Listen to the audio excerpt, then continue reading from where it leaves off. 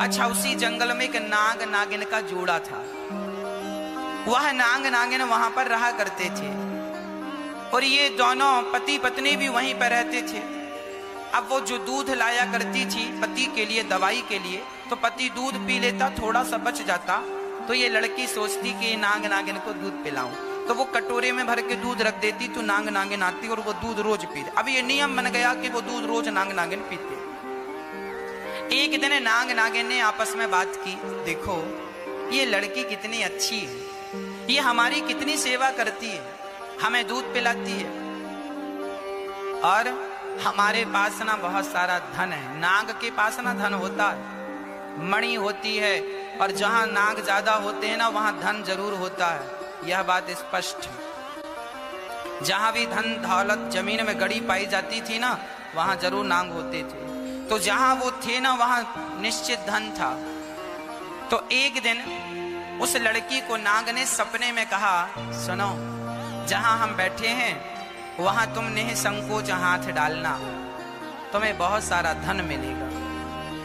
उसने सवेरे डाला, वो नाग नागिन से दोस्ती ही थी, लगभग रोज वो पालन करने लगी, तो दोस्ती वो हाथ डाली, सचमुच वहां बहुत सारा धन मिला उसे। उस धन से उसने अपने पति को पहले तो स्वस्थ किया, फिर उसने उसी जंगल में एक नगर बसाया, राजमहल बनवाया, उसने लोगों को, गरीब लोगों को बसाया, उनके लिए घर बनवाए, उनके लिए अन्न क्षेत्र चालू किया, सबको निःशुल्क भोजन दिया उस लड़की ने। अब उसने नाग नागिन ने सोचा कि हमने जितना धन दिया था उससे तो इसने सदुपयोग ही किया, उसने दुरुपयोग नहीं किया। तब नाग नागिन को लगा अब हम लोगों का भी समय आ गया है, नाग नागिन का मरने का समय आ गया, तो उन्होंने अपनी मणि उसको दे दी और कहा, बेटी इससे तू खूब धन सेवा में लगाना, और जहां हम हैं और धन है। वो दोनों नाग नागिन समय पूरा हुआ मर गए, उसने खोदा बहुत सारा धन मिला, उसने खूब सेवा की, समाज की, भोजन खिलाया, घर बनवाया, सबको कपड़े बांटे, जो जरूरतें थी सब पूरी की, उसने सब कुछ दिया। एक दिन वो भोजन बांट रही थी तो उसने देखा कि उसके सामने उसका बूढ़ा बाप बैठा था और उसकी 6 बहनों लाइनों में बैठी रोटी के लिए हाथ पसारी थी। उसने रोटी दिया तो पहचान लिया, ये तो मेरी बहन है। पूछा, ध्यान से देखा, पिताजी आप मेरे ही पिता हो ना? फलाने नाम पूछा, हाँ हाँ हम आप। तुम कौन हो? पिताजी हम आपकी 7वीं बेटी, याद करो जंगल में आपने एक लकड़हारे को दिया था, हम वही हैं। अब वो बाप अवाक रह गया, अरे क्या कह रही हो बेटी, तुम वही हो? तुम्हारे को हमने कहाँ दिया था और तुम कैसी हो गई? उस बेटी ने कहा, हमारा हाल बाद में जानना, पहले ये 6 बहनों का हाल बताओ। इनको तो आपने राजकुमारों को विवाह था, फिर इनकी ये दुर्दशा कैसी है कि रोटी के लिए लाइन में लगना पड़ा। पूरी राम कहानी सुनाई बेटी। इन सबको बड़ा अहंकार था और उसी अहंकार ने इनकी यह दुर्गति कर दी, और आज हमारे अहंकार ने हमें विवश कर दिया रोटियां मांगने के लिए। तूने सच कहा था बेटी कि कोई किसी के पालनहार नहीं है, सबके पालनहार भगवान है। देख, तुझे मैंने लकड़हारे को दिया और तुझे विश्वास था कि पालनहार भगवान है, तो भगवान ने देख तुझे कहां से कहां पहुंचा दिया। और हम अहंकार लेकर घूमते थे कि हम ही पालनहार हैं, तो हमारी दुर्गति देख तेरे सामने। जीवन में ये अहंकार कभी ना पालना कि तुम किसी का पालन कर रहे हो, सबके पालनहार भगवान है। इसलिए भगवान से प्रार्थना करो कि हे नाथ, हम मरते दम तक आपकी सेवा करते रहें, हम मरते दम तक आपकी सेवा करते रहें। भगवान से यही प्रार्थना हम करें कि नाथ बस आप में लगे रहें, प्रभु आपको कभी भूलूं नहीं।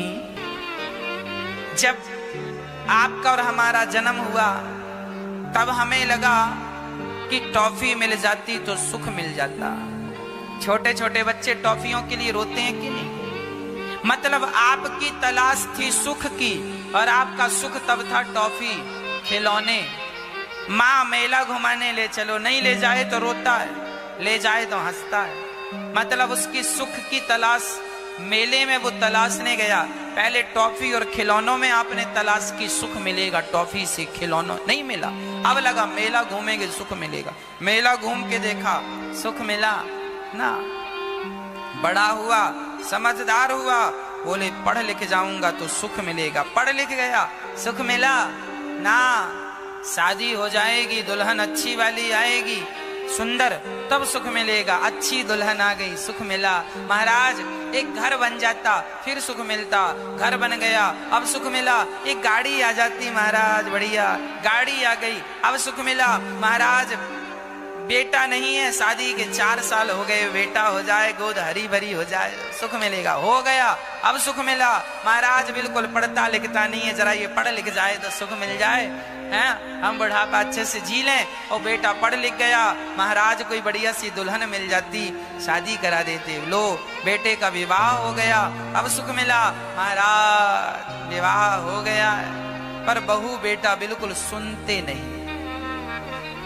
ऐसा आशीर्वाद दो बहू हमारी सुनने लग जाए। बहरी है, बहरी, सुनती नहीं। बेटा भी बहरा हो गया, सुनता ही नहीं। ये सुनने लग जाए तो हमें जरा सुख मिले। सारी जिंदगी निकल गई साहब, तलाश किसकी थी? सुख की। क्या वह तलाश तुम्हारी पूरी हुई? तुम्हारी छोड़ दो, क्या तुम्हारे बाप दादों की तलाश पूरी हुई? इसलिए तलाश सुख की करना चाहते हैं तो भगवान के चिंतन में ही सुख है, भगवान का स्मरण ही सुख है, और भगवान का विस्मरण ही दुख है। तलाश यदि पूरी करना चाहते हो तो भगवान की शरण में आ जाओ, तलाश पूरी हो जाएगी। आप इतने सुखी होंगे आपने कल्पना नहीं की। इसलिए जानत हूं अस स्वामी विसारी, फिर ही ते काहे ना हो ही दुखाई। भगवान को भूल जाना ही दुख है।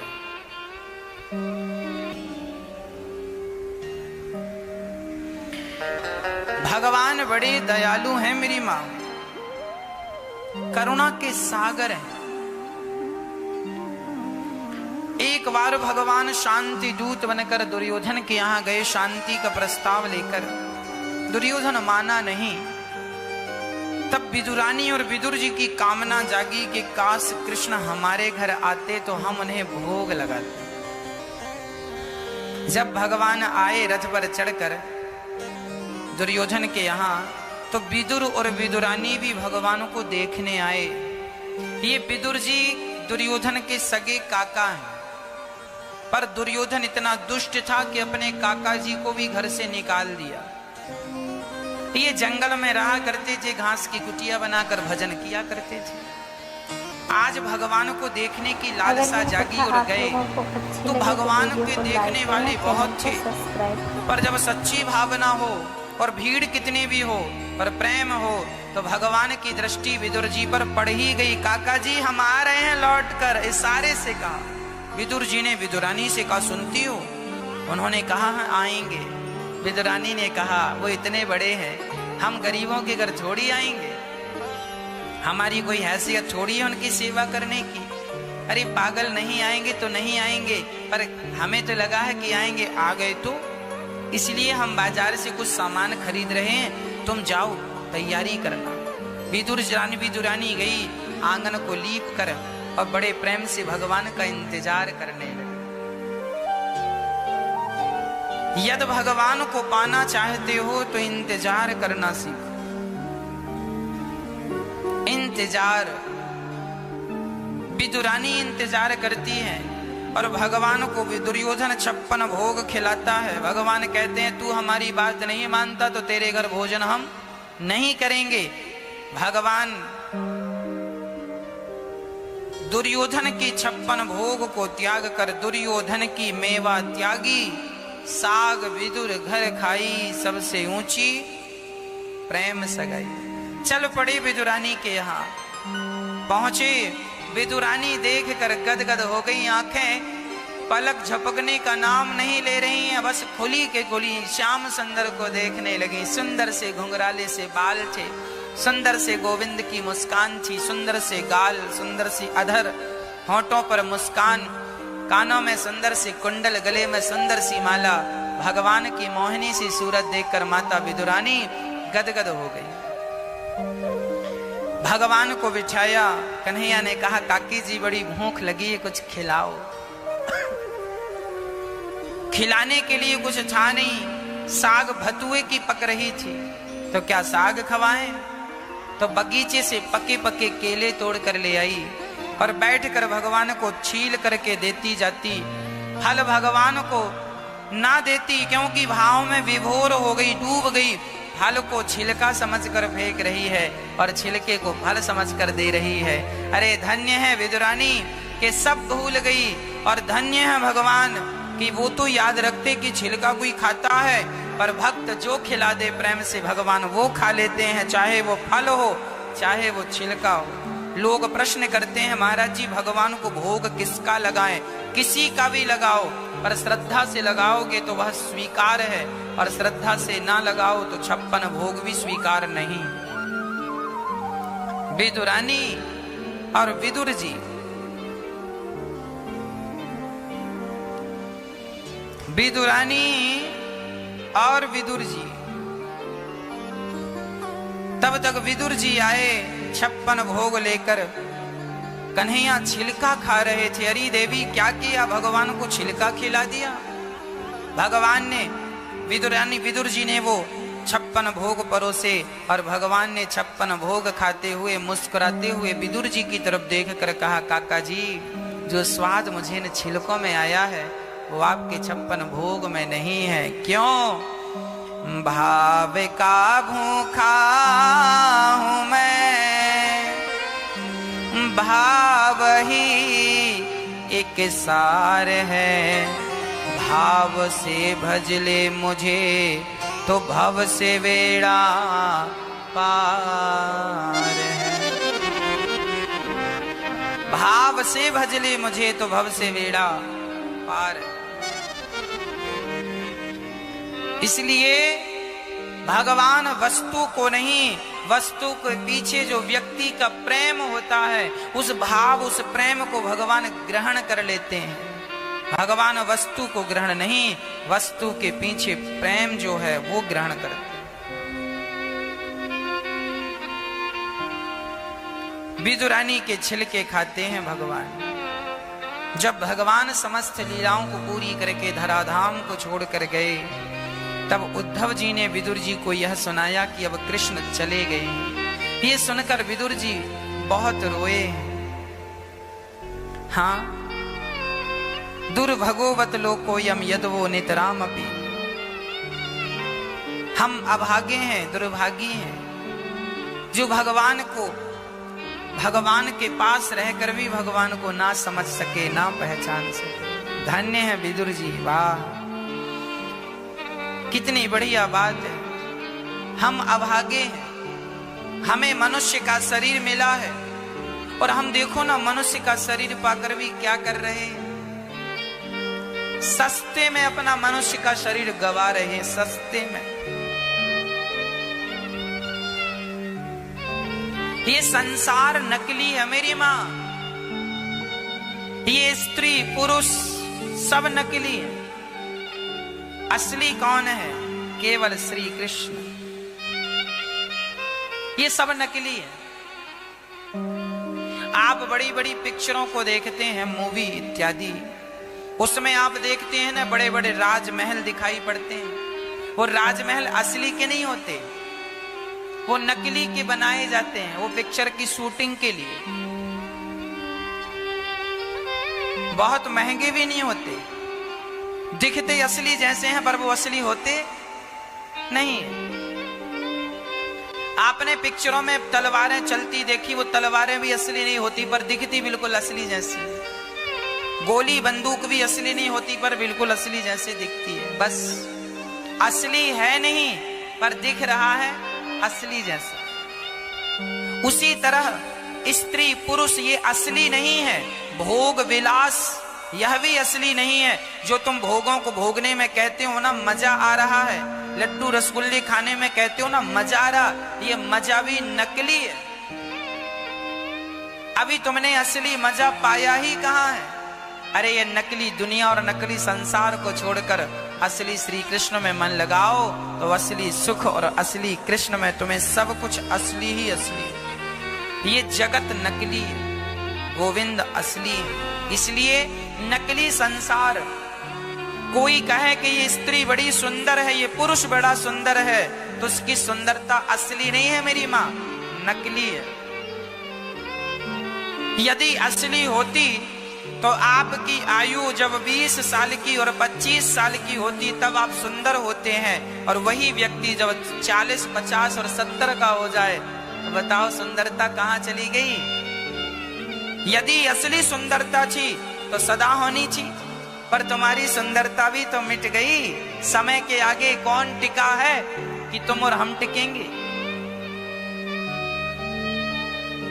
जवानी में चमड़ी ठोस होती है, बुढ़ापे में ये चमड़ी लटकने लगती है, झूला झूलती है। तुम ही कभी जवान थे, तुम ही कभी बुढ़े हो गए। ये नकली दुनिया को क्या देखते हो? बिहारी जी पहले भी ऐसे थे, आज भी ऐसे हैं, हमारे ना रहने पर ऐसे ही रहेंगे। यह असली है, नहीं बदलते, हम नकली हैं, बदल जाते। नकली चीज परिवर्तनशील है, कहो मैया।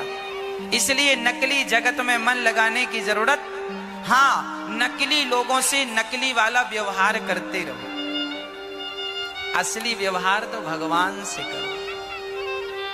व्यवहार ना करेंगे तो भी तो नहीं चलेगा, संसार है तो व्यवहार करना पड़ेगा। करो व्यवहार, पति से, पत्नी से, पुत्र से व्यवहार करो, बोलो चालो, हंसो मुस्कुराओ, सब, पर प्यार केवल श्री कृष्ण से। यह दिमाग में बना रहे, सब नकली हैं सिवाय कृष्ण के, सब नकली। जगत में कोई न परमानेंट, तेल चमेली और कोई साबुन चाहे लगा लो सेंट, जगत में कोई न परमानेंट। आवागमन लगी दुनिया में, ये आवागमन जो दुनिया में लगा है यह भी परमानेंट नहीं है, आज है कल रहेगा इसकी गारंटी नहीं है। इसलिए सब परिवर्तनशील है। श्री विदुर जी महाराज यह बात समझ गए और मैत्रेय जी के पास जाकर कहते हैं, सारी दुनिया सुख के लिए रोती है पर दुख क्यों मिलता? मैत्रेय जी ने कहा कि सुख के लिए रोना यही लोगों का अज्ञान है। ना सुख की तलाश हो, ना दुख की तलाश हो। आज लोग परेशान क्यों हैं? क्योंकि इन्हें तलाश किसकी है? सुख की। विदुर जी के प्रश्न का उत्तर हुआ। विदुर जी से मैत्रेय जी ने कहा, विदुर जी ने कहा, भगवान इतने सारे अवतार क्यों लेते? तब 10 प्रकार की सृष्टि का वर्णन किया, महातत्व, अहंकार, भूत, सर्ग इत्यादि 4 युगों का विस्तार से वर्णन किया। और मनु जी महाराज, ब्रह्मा जी से 2 लोग प्रकट हुए। ब्रह्मा जी के दाहिने अंग से मनु और वाम शरीर से, वाम अंग से शत्रुपा। मनु और शत्रुपा, मनु शत्रुपा की 3 बेटियां और 2 बेटे हुए मेरी माँ। आकुति, देवहूति, प्रसूति नाम की 3 कन्याएं। प्रियव्रत और उत्तानपाद नाम के 2 बेटे। आकुति का विवाह रुचि प्रजापति से हुआ, जिनके यहाँ यज्ञ भगवान प्रकट हुए और दक्षिणा प्रकट हुई। यज्ञ तब सफल जब दक्षिणा हो। देवहूति का विवाह, देवहूति के यहाँ स्वयं साक्षात भगवान नारायण कपिल जी बनकर प्रकट हुए। करदम जी जंगल में भगवान का भजन करते थे। गृहस्थ आश्रम में आने के पहले आपको भगवान का चिंतन करना चाहिए। आज की संतान प्रभावशाली क्यों नहीं है? एक बात बताएं मेरी माँ, ये बातें बड़ी गूढ़ बातें हैं। ये बातें कई लोग संकोच बस भी नहीं कहते, पर हम शास्त्रों की बातें सुनाने में संकोच नहीं करते। शास्त्र कहते हैं शादी हो गई शादी के पहले आपने ब्रह्मचर्य का पालन किया है, दोनों ने, पति पत्नी। यदि आपने ब्रह्मचारी बनकर के ब्रह्मचर्य का पालन किया है और उस ब्रह्मचर्य का पालन करने के बाद संतान उत्पत्ति करोगे तो तुम्हारी संतान प्रभावशाली होगी। और भोगवाद बन के, भोगी बन करके, भोगी होकर के तुम संतान उत्पन्न करोगे तो तुम्हारी संतान प्रभावशाली नहीं होगी। किसान जो बीज खेत में बोता है, वह बीज जितना पावरफुल होता है, फसल उतनी बेस्ट होती है। इसलिए ब्रह्मचर्य इसलिए होता है कि तुम ब्रह्मचारी बन करके अपनी शक्तियों को स्थापित कर लो, और शक्ति के साथ आप जब संतान उत्पन्न करते हैं, एक संतान ब्रह्मचर्य के बाद उत्पन्न हो तो वह संतान 1,00,000 तुम बेटे उत्पन्न कर लो, वो 1,00,000 बेटों में तुम्हारा एक बेटा प्रभावशाली होगा यदि तुमने ब्रह्मचर्य का पालन करके संतान उत्पत्ति की है तो। और भोगी बन करके यदि तुम भोग ही भोगते रहे और यूं भोगों में ही संतान उत्पन्न हो गई तो वो कोई प्रभावशाली संतान नहीं होती, जो कि आज समाज में देखने को मिल रहा है। इसलिए हमारे शास्त्रों में ये कहा गया है ब्रह्मचारी बनो। इसलिए पहले ब्रह्मचर्य आश्रम, बाद में गृहस्थ आश्रम, दूसरे नंबर पर गृहस्थ, पहले नंबर पर ब्रह्मचर्य, तीसरे नंबर पर वानप्रस्थ और चौथे नंबर पर सन्यास।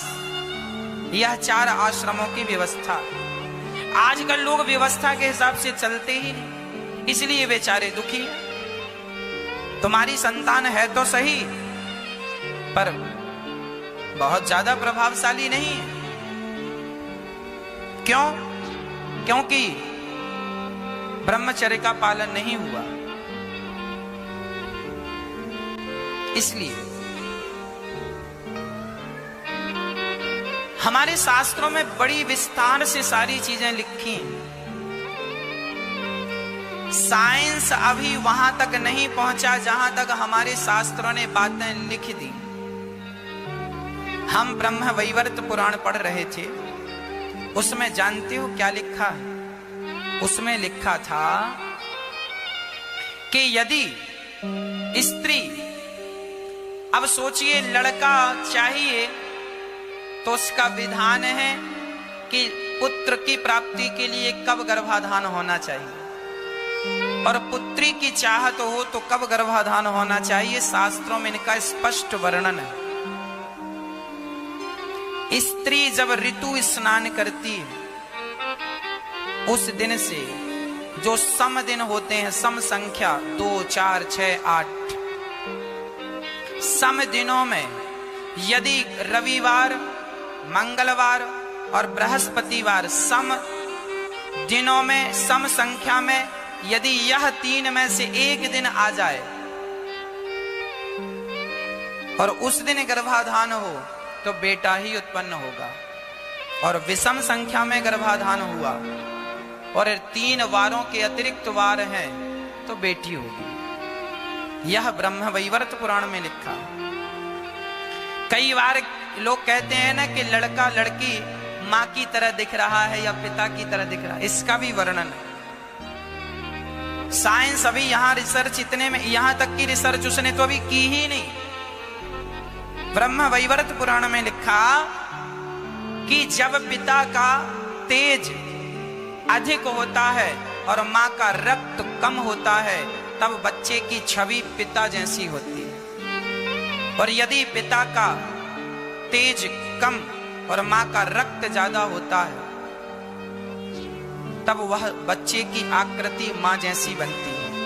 अर्थात मां का रक्त बच्चे में ज्यादा मिल गया तो उसकी आकृति मां जैसी होगी, और पिता का रक्त ज्यादा मिल गया, तेज ज्यादा मिल गया तो उसकी आकृति पिता जैसे होगी। यह इसका साइंटिफिक रीजन है। साइंस भी इसी बात को कहता है। साइंस आज कह रहा है, यही बात हमारे शास्त्रों में हजारों साल पहले लिखी पड़ी है। सबका एक वैज्ञानिक तथ्य है। कितनी गूढ़ बातें हमारे शास्त्रों में लिखी, परंतु लोग फॉलो करें तो इसलिए जीवन में हमें ब्रह्मचारी होना चाहिए। भोगवादी दुनिया में ना हम घुसें, भोगी ना बने, गृहस्थ में रहकर भी हम अपने आप को योगी बनाएं।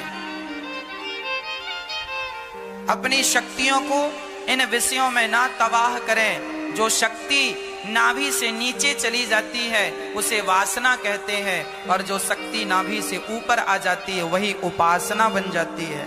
तो अपनी एनर्जी चाहे तो वासना बना के बहा दो, और चाहे तो उपासना बनाकर भगवान के चरणों में लगा दो, मर्जी आपकी है। आज ब्रह्मचर्य का ज्ञान बच्चों को देना जरूरी है। आज के जो युवा बच्चे हैं इनको ब्रह्मचर्य की बातें बताना अति आवश्यक है। ये अपना ब्रह्मचर्य लड़कपन में ही बिगाड़ लेते हैं। क्यों? क्योंकि इन्हें सही गाइड नहीं मिलती ना। ब्रह्मचर्य चीज क्या है उन्हें पता ही नहीं, उन्हें बताने वाला कोई, क्योंकि इन बातों को कहने में लोग जरा संकुचाते हैं, अरे कैसे बताएं, अच्छा नहीं लगे। इस चक्कर में बच्चे समझ ही नहीं पाते कि तुम्हारा ब्रह्मचर्य क्या है। अरे जिस ब्रह्मचर्य को लोग व्यर्थ में गवा देते हैं, आप समझते हैं वो इतना पावरफुल होता है कि एक बूंद से एक मनुष्य बनकर खड़ा हो जाता है। एक व्यक्ति बनकर कितना पावरफुल होता होगा, और लोग उसे व्यर्थ में अपनी वासनाओं के सुख, छोटे से सुख के लिए गवा रहे। कौन समझाए? अब कितनी शक्ति ईश्वर ने तुम्हें दे रखी है, पर लोग उसका दुरुपयोग कर रहे हैं। कहां लगाना चाहिए, कहां लगा रहे हैं।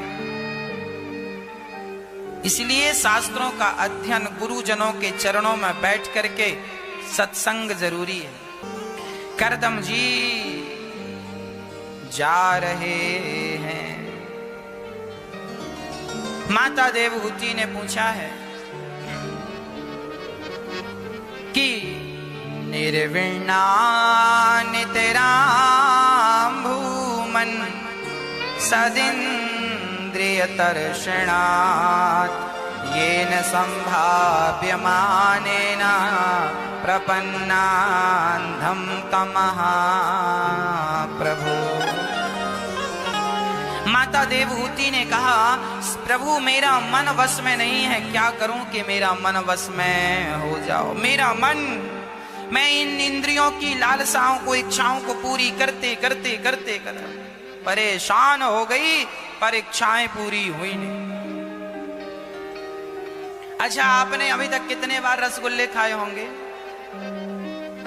मैया, ओ मेरी माँ, रसगुल्ले खाई हो? मेरी माँ गुलाब जामुन खाई हो? नहीं खाई आपने? लो, आप लोगों ने रसगुल्ले खाए कितनी बार? बहुत बार, गिनती करना भी संभव नहीं। बताओ, इतनी बार रसगुल्ले खाने के बाद भी क्या रसगुल्ले खाने की इच्छा समाप्त हो गई? नहीं। अभी रसगुल्ले का नाम लिया तो जिह्वा पे पानी आ गया। मिल जाता महाराज, खा लेते। इतनी बार रसगुल्ले आपने खाए? हाँ, कितनी बार आपने अपने मनपसंद सब्जियां खाई? अनगिनत बार खाई कि नहीं? आपको जो सब्जी पसंद है आपने वो कई बार खाई। क्या इतनी बार खा के तृप्ति हो गई? नहीं। आपने अपने मनपसंद कपड़े ना जाने कितने बार पहने, क्या तृप्ति हो गई? आपने अपने ढंग से मनपसंद हर काम को ना जाने कितनी बार किया, क्या तृप्ति हुई?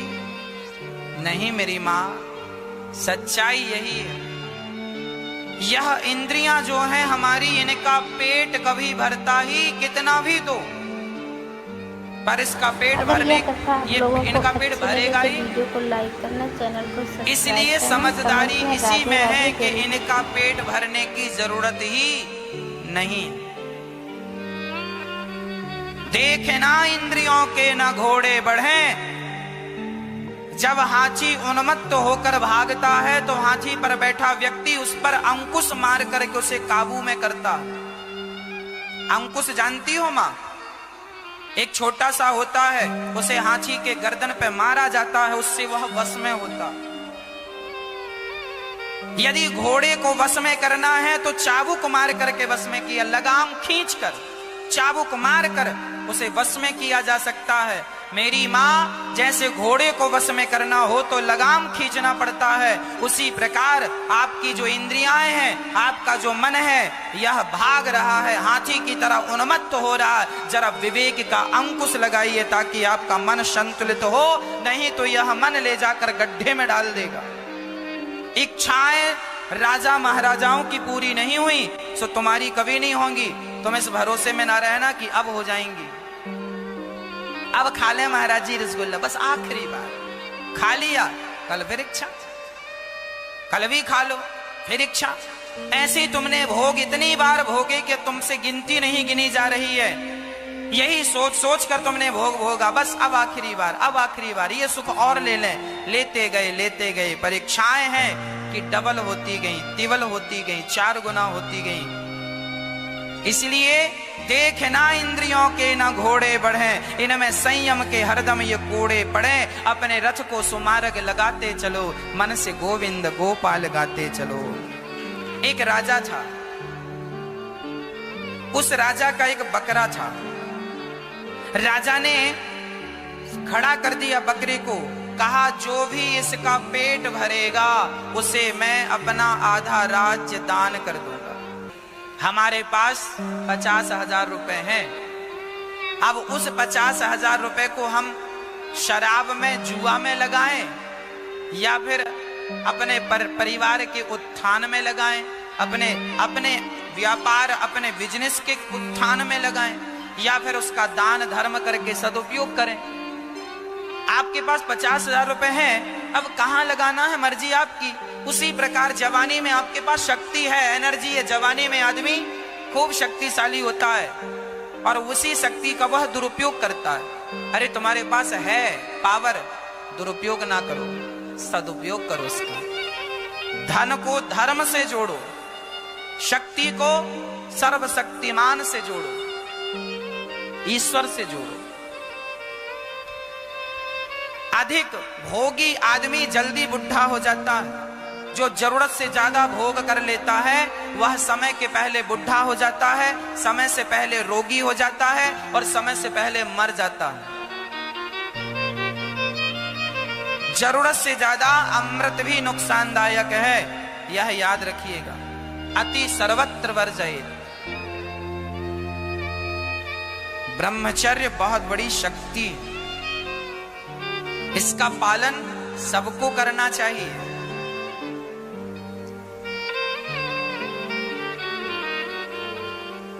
जब हम भोजन करते हैं ना, शास्त्रों में लिखा है, एक ब्रह्मचर्य नाम की पुस्तक आती है, उसे जरूर नौजवान बच्चों को पढ़ना चाहिए।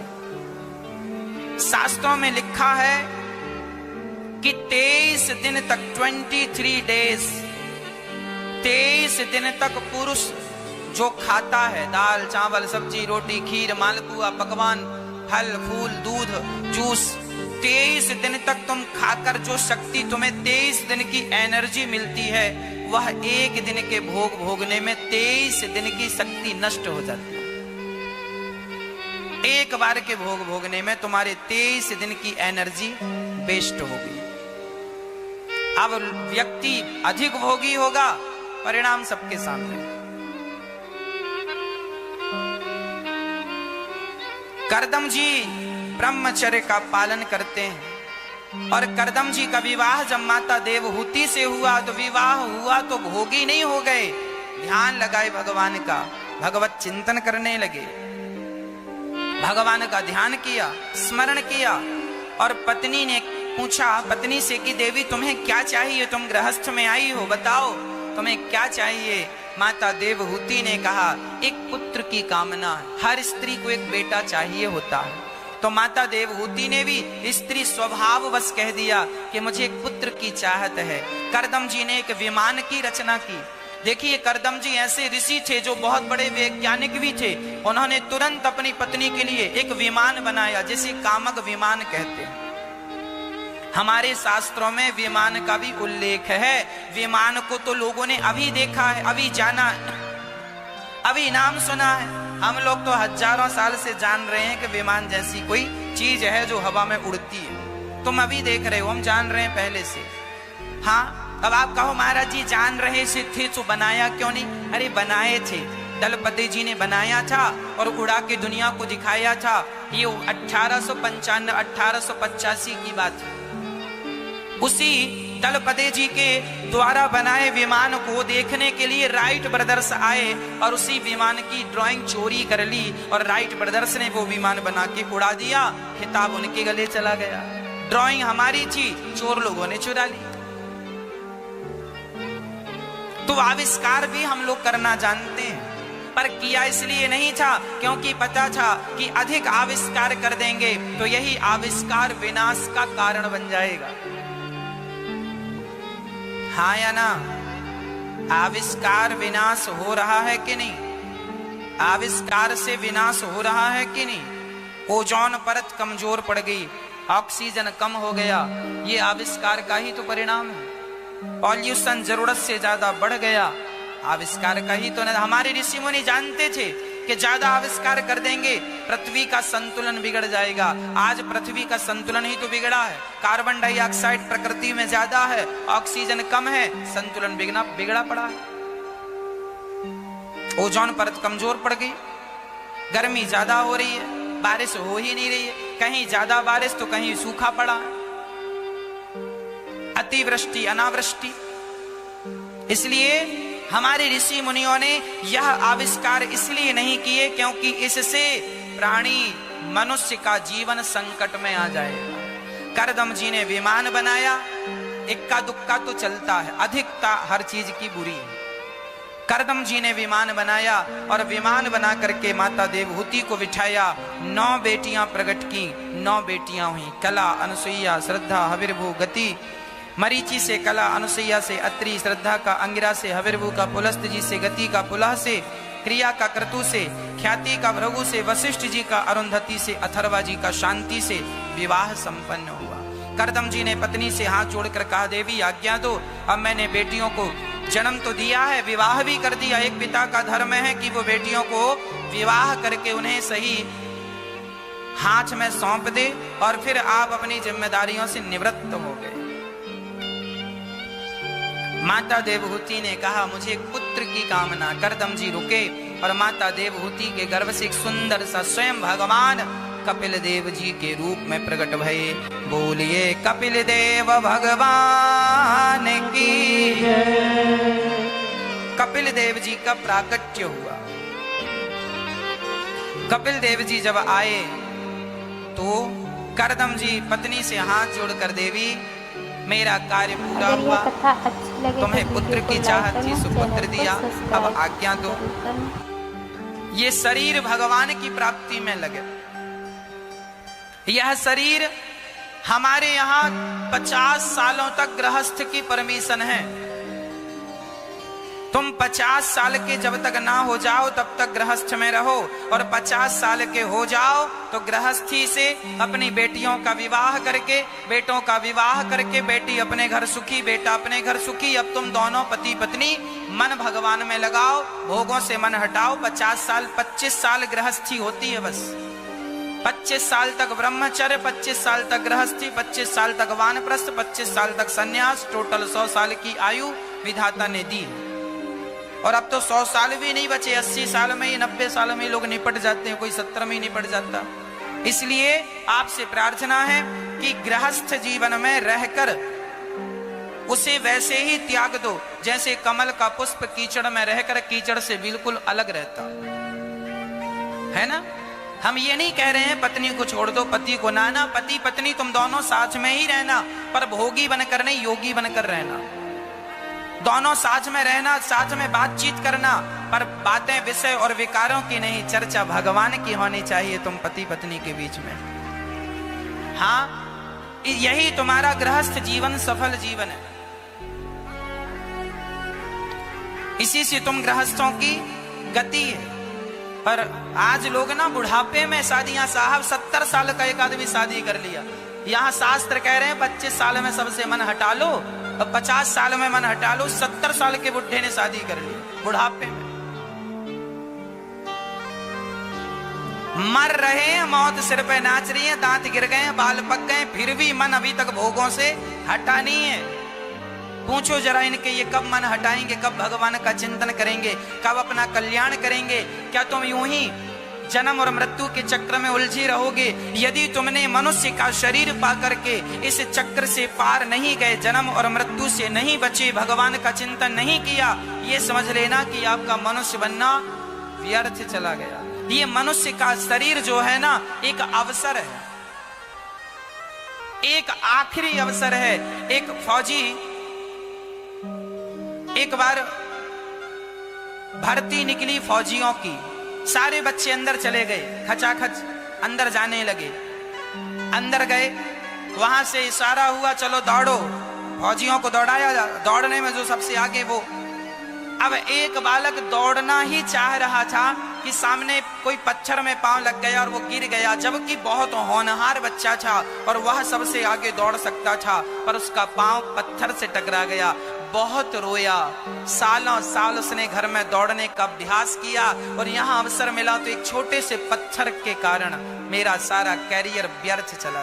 वो रोया, उसका रोना देखकर जो सीनियर अधिकारी थे, जो जवानों के, वह आए, बेटा क्या हुआ? सर मुझे एक अवसर दो, मैंने अपनी गलती से ये पत्थर में पांव लग गया, मैं गिर गया, एक अवसर दो। फौजियों ने कहा देखो वैसे तो यहाँ अवसर मिलता नहीं है, एक बार जो रह गया सो रह गया और जो गया सो गया, इसलिए अब तुम्हें कोई अवसर नहीं। वो गिड़गिड़ाने लगा, साहब एक मौका, मैं यदि मैं पीछे रह गया मैं खुद अपने निकल जाऊंगा, पर एक मौका मुझे दीजिए। वो फौजी भाई जरा दयालु था, उसका हृदय पिघल गया, चल तुझे एक अवसर देते हैं। दूसरे बच्चों के साथ उसे खड़ा किया गया और उसने पूरी ताकत से जो दौड़ लगाई, सबसे टॉप में, सबसे फर्स्ट में पहुंच गया। बेटा यह तेरा आखिरी अवसर है, अब फिसला,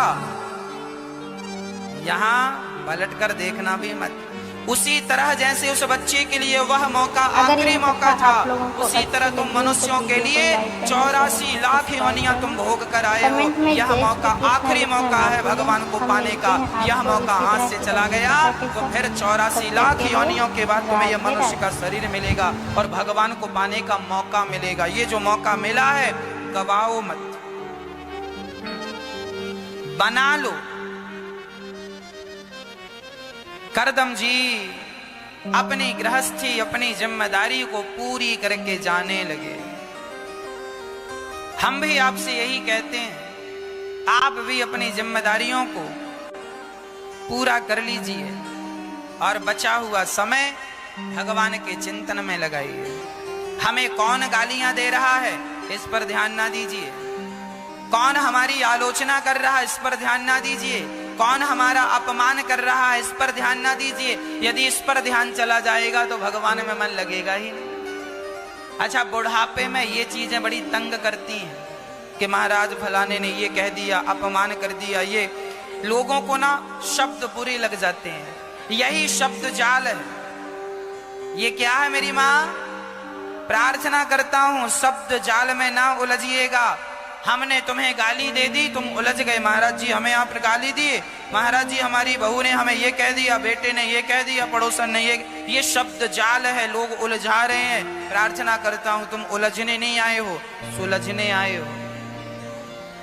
उलझो ना, कोई क्या कहता है कहने दो, क्या सोचता है सोचने दो।